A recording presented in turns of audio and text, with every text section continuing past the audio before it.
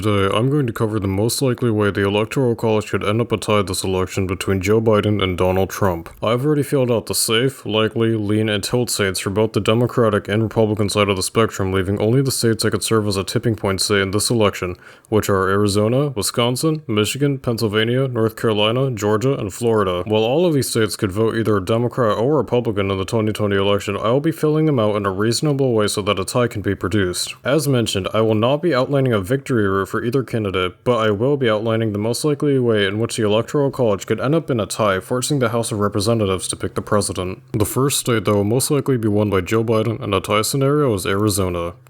The state of Arizona is one of the newest battleground states in presidential elections, along with Georgia and Texas, creating a trio of once safe Republican states that could now swing either Democrat or Republican. In recent years, Arizona has become a much more reliably blue state due to two main reasons: minority growth and urbanization. In the year 2000, the state of Arizona was only 20% Hispanic, while in the year 2020, the state is almost 32% Hispanic. While the Hispanic racial group is divided politically, the clear majority is seen in Democratic-leaning Hispanics, which make up 68% of the Hispanic population. This Hispanic boost was enough to make the 2018 Senate election in Arizona a toss-up without even counting the mass urban population of Arizona. The urban population of Arizona has been growing extremely quickly as of recent years, with the majority of migrants coming from outside the state of Arizona itself.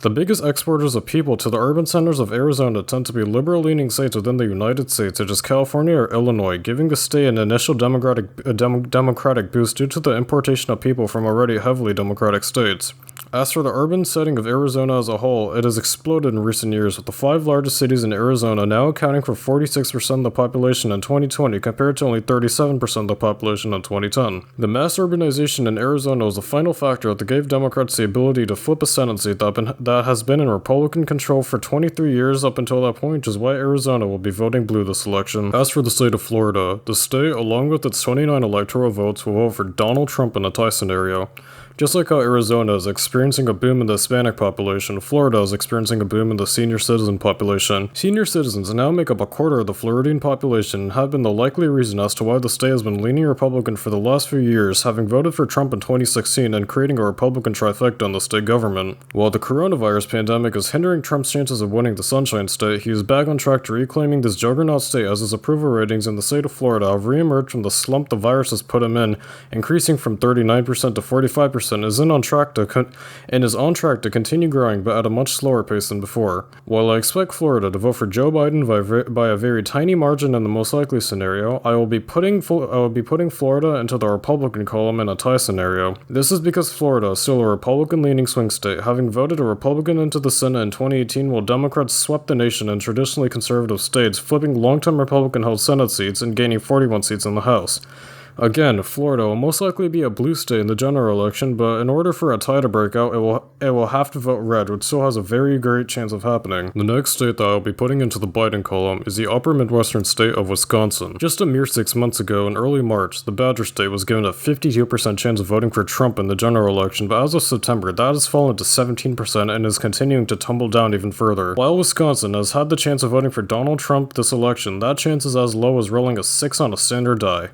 The main reason why Wisconsin has shifted so far away from Donald Trump is because of Trump's reliance on blue-collar workers in the state. The state of Wisconsin contains the second highest percentage of blue-collar workers in the entire country at 20%, and Trump was able to win over the majority of this group in their large voter share in 2016 by promising to help prevent them from losing their jobs, which have moved down a notch in terms of job security. This promise of helping these blue-collar workers keep their jobs has been broken due to massive unemployment rates spread by the coronavirus pandemic, which peaked in Wisconsin at an unemployment rate of 13.6% in early April. But this main promise to Wisconsinites broken, the state has moved away from Trump and will most likely vote for Joe Biden in 2020. As for the state of Georgia and North Carolina, they will both be put into the Trump column, almost evening him out with Joe Biden, only trailing behind by 4 electoral votes. While the state of Georgia is considered to be a true toss-up state with a 50% chance of voting for either Trump or Biden, this is not remotely the case anymore. The lowest Georgia has ever gone for Republicans was in April, when Biden was a tenth of a percentage point ahead of Trump in the Georgian polls, but ever since then, Trump has recovered his momentum in the Peach State as the JHK forecast now gives him a 65% chance of winning the state's 16 electoral votes. Most likely in the 2024 election, Georgia will fit the criteria of a true swing state, but until then, the state is staying in the Republican tilt column. When it comes to North Carolina, Trump will have a slightly harder time winning the Tar Heel state than Georgia or Florida, but it will have to happen in order for a tie to break out. Just like with Florida or Georgia, Trump's chances of winning the state have been increasing dramatically in the last few months, with major polling outlets increasing his chance of winning North Carolina from 34% in late March to 47% in late September,